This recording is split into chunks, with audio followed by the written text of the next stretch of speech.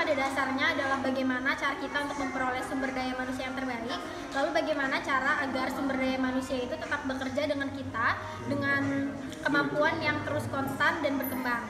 Nah, misalnya di sini saya owner toko dessert. Tentu saya sebagai seorang owner itu pengen karyawan yang pintar desain kue, yang kerjanya tuh rapi, disiplin, jujur, inovatif orangnya. Nah, cara saya untuk mendapatkan orang-orang dengan kualifikasi seperti ini itu bisa dengan rekrutmen, bisa juga lewat seleksi. Nah, setelah saya mendapatkan orang-orang yang sesuai dengan kriteria ini, lewat rekrutmen dan seleksi ini saya akan menemukan orang yang sekiranya cocok bekerja di bisnis saya. Misalnya orang yang sudah berpengalaman di bidang ini sebelumnya, atau orang-orang yang memang punya latar belakang sebagai seorang baker. Bisa kayak pas di SMA dia ngambil jurusan tata boga, atau pas dia kuliah dia ngambil jurusan baking dan pastry. Yang pasti saya tidak akan mengambil orang-orang yang masih awam di bidang ini karena akan membuang waktu untuk mengajarinya training lagi dari nol.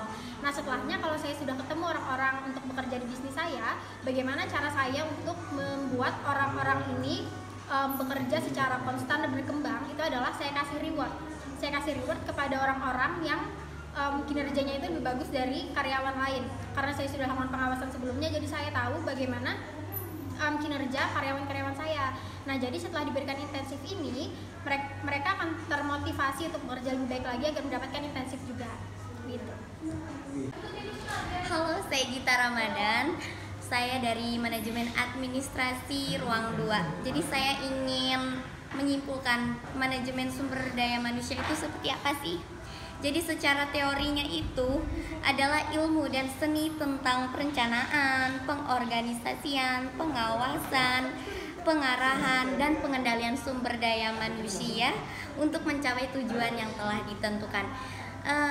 Pada intinya sih, sebagai sumber daya manusia itu kita tuh perlu memiliki jiwa yang bisa memimpin, memperencanakan, mempengorganisasian, pengawasan, itu semua harus kita perlukan jika kita sebagai manajemen sumber daya manusia. Contohnya seorang HRD, dia harus pintar ya, harus bijak, lalu tidak pelin-pelan, punya prinsip yang tepat. Itu sih bagi aku.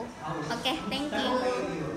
Menurut saya, tujuan dari manajemen sumber daya manusia itu sendiri yaitu untuk memperoleh sumber daya manusia yang terbaik bagi bisnis yang dijalankan. Misalnya, saya ingin membuat bisnis cafe and cake. Jadi, saya akan memerlukan karyawan untuk membantu saya dalam menjalankan bisnis tersebut. Otomatis, saya akan membuka lowongan kerja untuk merekrut para karyawan.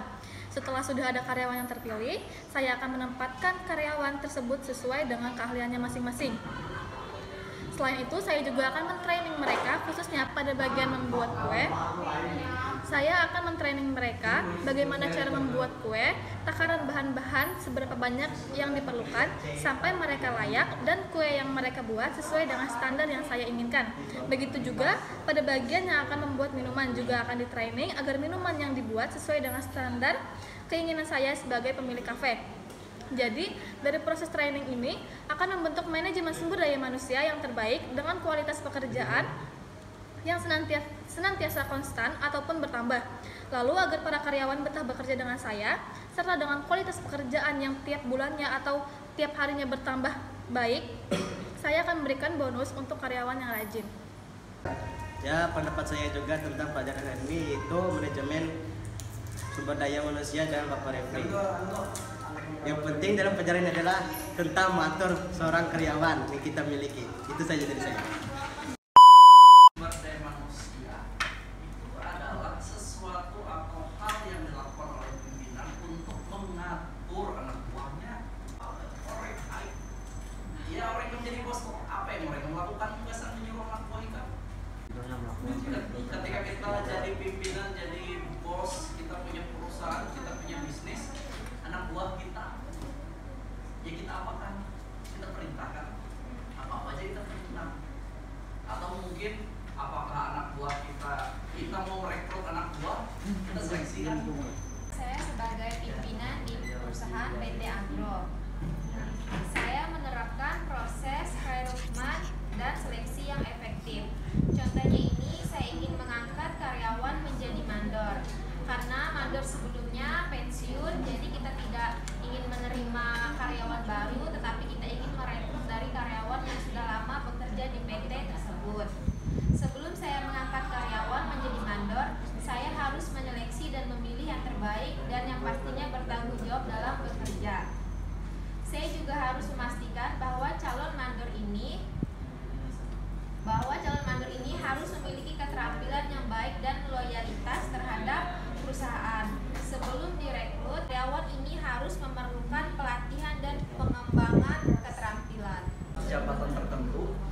itu harus di internal kita aja, jangan asal ambil dari luar. Karena ketika misal kayak mandor, lebih bijak kita angkat di bawah mandor apa biasanya? Rani misal, Rani yang kita angkat, karena Rani pasti tahu kerjaan di tempat kita. Saya manajer di Alfamart. Terus ada yang lagi training. Saya akan memberikan latihan, keterampilan dan mengembangkan kemampuan skill mereka. Misalnya kasir. Saya akan mengawasi dan memberikan latihan menggunakan komputer, terus kejujurannya dalam bekerja. Terus misalnya tamu niaga. Saya akan memberikan latihan supaya cara mereka menata barang bagaimana, memastikan kebersihan toko. Terus sebagai manajer saya akan memberikan arahan dan solusi supaya toko Alfamart ini tetap